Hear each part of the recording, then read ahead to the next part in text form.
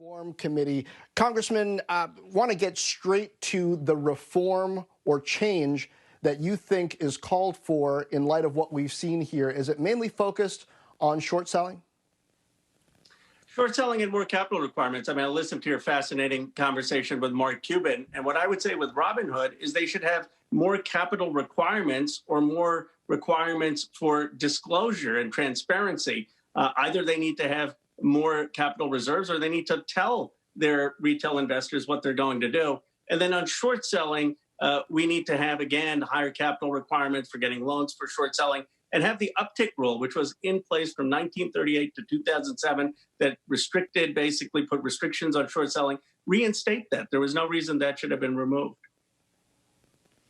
Now, there's more that's come out about exactly why Robinhood did what it did, and you're talking about liquidity here. What do you think the retail investor in this environment deserves, whether it's in terms of the information that they have access to, the protections around trading? I mean, being able to trade on margin, trade options, under what circumstances, et cetera?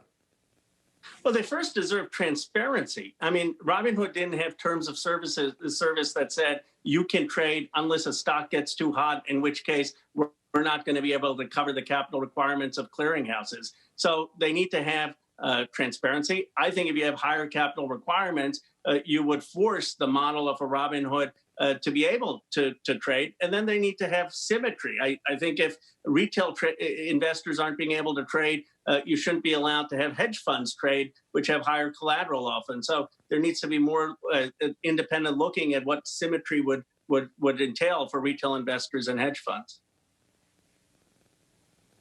Congressman, it's Deirdre. Yeah, transparency has been a big topic, whether Robinhood users or customers or the product. I take your point there. I wonder, though, how much is Robinhood itself at fault here? You said you take a look at them and other platforms, but are some of the other platforms better because they rely on a different business model? They don't earn revenue through payment for order flow?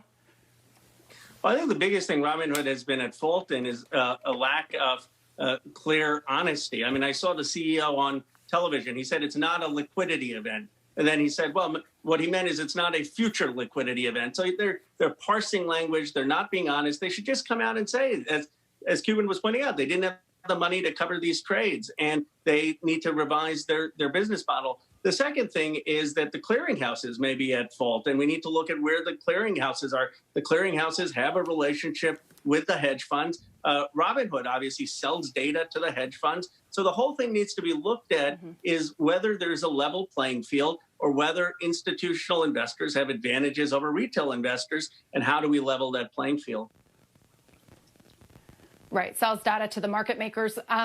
Congressman, why did it take this moment, the extraordinary events of the last week or so, to look into how Robinhood is regulated or not regulated, how those stand? Do you think that this will be sort of a moment that regulators look into other fintech companies, many of which have been expanding their financial services, at a faster rate than potentially banks in some cases, and have reached far higher valuations than traditional banks?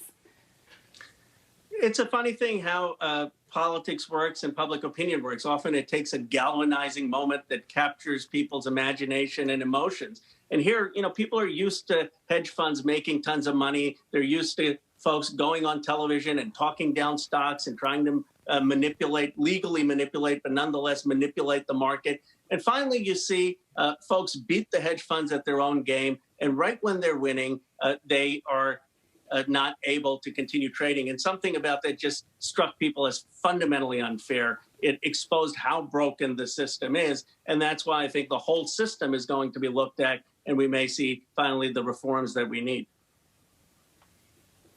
Congressman, we did a bit earlier this morning about the percentage of stocks that are owned by high net worth individuals in this country, and what a challenge it's been for decades to get more Americans invested, really invested in the market. I wonder if you think this whole phenomenon and episode is going to make that more challenging long term.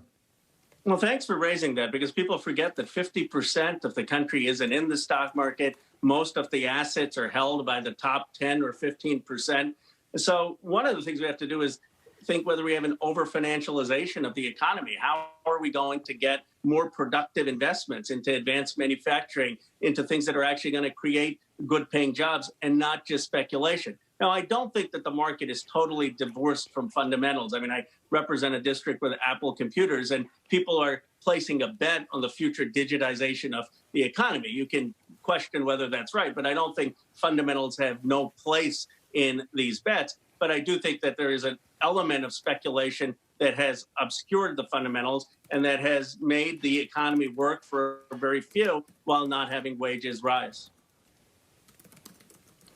Right, Congressman, you bring up a good point there. I mean, having more participants in the market, I think many agree, is a good thing. But, you know, lawmakers and regulators are walking this fine line here in, you know, trying to create safer environments, but not, you know, angering the retail investor as well. So how do you think of that balance and the moment that we're in right now, where it seems to be, you know, retail investors versus the establishment? Well, I think you put more of the burdens on the institutional investors and on platforms like Robinhood. Make sure that you're increasing the collateral requirements. Make sure you're making it harder for hedge funds to short stocks. And you can have higher capital and regulatory requirements on them. Will some of that eventually make it a little bit harder for retail investors to trade? I'm sure that's the case, but that would be a better situation than what we have now, where the retail investors are at a real systematic disadvantage to the institutional investors. And Congressman, we keep using this term retail investors, but largely we're talking about traders. We're talking about day traders, and that's a very, very small segment of the overall population, much of which is, many would argue, underbanked, underinvested. What sorts of incentives, disincentives do you think either should be set up or should be put in place? Maybe you think everything's great as it is, to encourage equity participation in a healthy way. That's a great point. The Redditors, I mean, some of them were ordinary individuals, but a number of them were either day traders, or there are even reports that some may be hedge funds on the other side. So the story is much more complex.